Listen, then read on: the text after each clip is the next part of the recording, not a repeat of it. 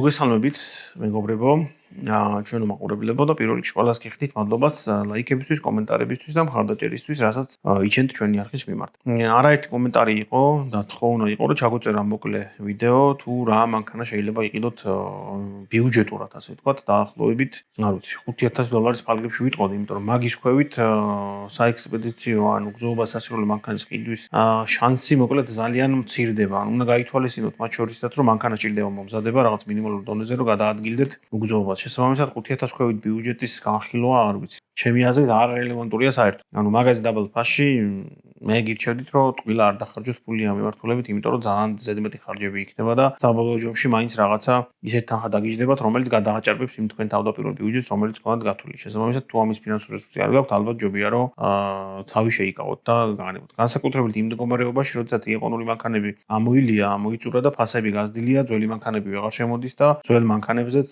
საკმაოდ გაზრდილია ფასები. მაგალითისთვის რო გითხრათ, მაგალითისთვის რო გითხრათ. მე როდესაც ჩემი პაჯერო 3 ვიყიდე ქართულ მდგომარეობაში მარჯვენა საჭიანი იაპონური გადავიხადე იმ მანქანის $3,800. დღეს $3,800 ეგეთი მანქანის ყიდვა უკვე ძალიან გართულებულია, ან თუ იყიდით, შეიძლება ისეთ პრობლემები მოყოს, რომ ერთი $2,000 დახარჯება ზევიდან დაგჭირდეთ. მაგალითად, გაგახსენებთ ნიკას პაჯეროს მონტეროს სპორტ თუ მონტეროს სპორტოთ 3 და 800, რომელიც უბრალოდ 3 და 5, რომელიც 3 და 8 აღმოჩნდა, რომელიც დასტუკული აღმოჩნდა და ასე შემდეგ. ანუ იყიდა ვითომ შედარებით იაფად დაახლოებით $4,000 ფარგლებში, მაგრამ ზევიდან დაახარჯა მე მგონი $3,000 იმ მანქანას, იმიტომ რომ ძრავი მთლიანად გაარემონტა და 1000 რაღაც შეცვალა. შესაბამისად, დაბალ ბიუჯეტში მანქანის ყიდვა უგზოობაზე გამოსყენებლად არის ძალიან რთული. ძალიან ისე რომ შემოვიფარგლოთ, ეხლა მაგ ბიუჯეტში რა მანქანები შეიძლება იყიდოთ და გამოიყენოთ უგზოობაზე, შეიძლება ვთქვათ, რომ არის პაჯერო 3, თუ ნახეთ ნორმალურ მდგომარეობაში იაპონური 3-დან 0 ბენზინი იქნება ყველაზე ისეთი, ანუ გამოსადეგი ალბათ, იმიტომ რომ GDI-ს კიდევ უკვე თავის პრობლემები აქვს, ძალიან ბევრ წელს გაზი არ ყენდება და ამ შემდეგ. ნუ გაზზე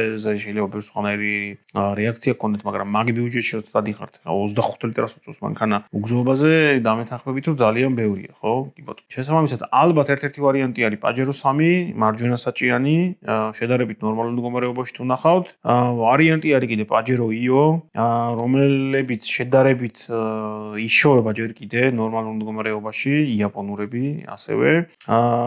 Hilux Surf-ის ნახვა მაგფაში ნორმალურს გაგიჭირდებათ, ან იქნება 2.7 და ანუ 2.7 თავისი გაჭირვებები აქვს, ანუ Hilux Surf-ზე ვიდახ იგივე Forerunner-ზე, ანუ Forerunner-ს არც განვიხილავ, იმიტომ რომ გარბენი ექნება მინიმუმ 300,000 მილი და ზევით და ეგეთი მანქანის ყიდვა უგზოობის დამიჯერით არ ღირს. მე პირადად გამოცდილი მაქვს დევს ვიდეოები და ნახავთ 1000 ვიყიდე მე-4 თაობის Forerunner-ი და დამიჯდა ის მანქანა საბოლოო ჯამში 18 და გამოვკეთე მანქანაზე აბსოლუტურად ყველაფერი იყო ხელახლა განსაახლებელი და შესაძლებელი და გასაკეთებელი. შესაბამისად, რაღაცას რო იაფად ყიდულობთ, ხარჯი გიორმაგდებათ. შესაბამისად, ეს იაფად ეგ ამბავი ვერ გამოდის ხოლმე რა. ან ძალიან უნდა გაგიმართლოთ და სადღაც უნდა ჩაგივართ, ან ვიღაც ახლობელმა უნდა მოკლათ. კარგი მესამე თაობა Hilux Surf-ი აკომ გაყიდა 8 2 თვის წინ თუ 3 თვის წინ სულ რაღაც. შესაბამისად, ხო, მაგ ფასებში ეგეთი მანქანებია. არ ვიცი, პაჯერო 2-ს თუ იშოვით მაგ ფასში ნორმალურს, კი ბატონო, შეიძლება რომ პაჯერო 2-ც განიხილოთ, თუმცა ჩემი აზრით უკვე მორალურად ეგ მანქანა მოძველდა, 2025 წელიან და ყიდულობთ 95-ან 16-ან მანქანას, რომელიც ჯერ კიდევ დაპროექტებული იყო უფრო ადრე და რაღაც ყოველდღიურობაში მაგის გამოყენება ალბათ უფრო რთული იქნება დღითი დღე.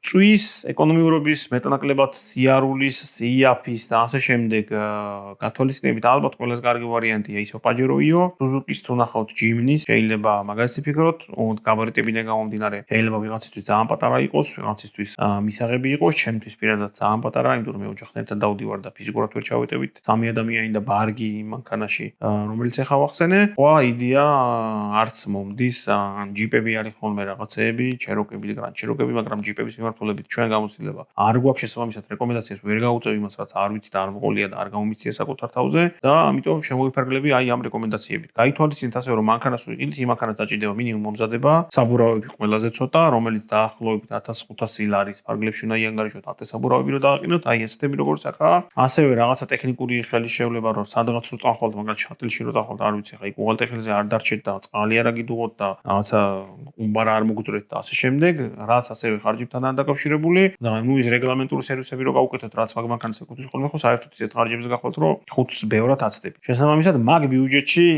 სხვა რეკომენდაციის მოცემა გამიჭირდება. ეხლა ვეცდები რომ MyAuto-ზე რაღაც რამდენიმე მანქანა ვნახო და აქ რაღაცა სურათებად ჩავაგდო, რომ თქვენ წარმოდგენა გქონდეთ როგორ ტიპის მანქანას გულისხმობდი. ხო, ყველანაირი რეკლამის გარეშე უბრალოდ გადავსერჩავ და ვნახავ მანქანებს. ასევე არის ხოლმე X-ტერები, ოღონდ პირველი თაობა X-ტერები, Pathfinder-ებიც შეიძლება, ოღონდ ეგ მანქანები ნორმალურ მდგომარეობაში პრაქტიკულად ჩემი გადმოსახედიდან ამოწყდა და აღარ არის, იმიტომ რომ ამერიკიდან ჩამოყვანილებია, მაშინაც გარბენი ჰქონდათ, ან დანარტყამები იყო, მე კიდე აქ ნარბენები, როგორი სერვისია გაკეთებული, არავინ არ იცის და ნუ მოკლედ მე ეგეთ მანქანისკენ გახედვა აღარ მინდა ხოლმე რა, გამოცდილება საკმაოდ შევიძინე ეგეთ მანქანებთან ურთიერთობის, რაც დადებით გამოცდილებაში ნამდვილად არ აიზახება. ხოლო უარყოფითი გამოცდილებები მაქვს დაგროვილი. შესაბამისად ხო, მაგ ბიუჯეტში ვერ გეტყვით მეტი სხვა რა მანქანას შეიძლება ითქვას. გადავსერჩავ ახლა MyAuto-ს, ჩავსვავ აქ გუნდებს და ნახავთ როგორ ტიპის მანქანაზე ვსაუბრობ. რაც შემიძლია მეთქვა ამ ბიუჯეტში, ალბათ ეგ არის. მეტი ნამდვილად ვერ გეტყვით რა შეიძლება შეიძინოთ მაგ ბიუჯეტში. ალბათ ეს არის სულ რაც შემიძლია გითხრათ ამ ბიუჯეტის მანქანასთან დაკავშირებით. მადლობას გიხდით ყურებისთვის. რაიმე თუ გამომრჩა, რაიმე თუ დამატებდით, დააკომენტარეთ, გაგცემთ ვიდეოში, შემდეგში ვიდეოთი პასუხს ან კომენტარშივე მიგიწერთ თუ კომენტარში შეიძლება რომ ამას პასუხი გავცეთ. მადლობა და გემშვიდობებით.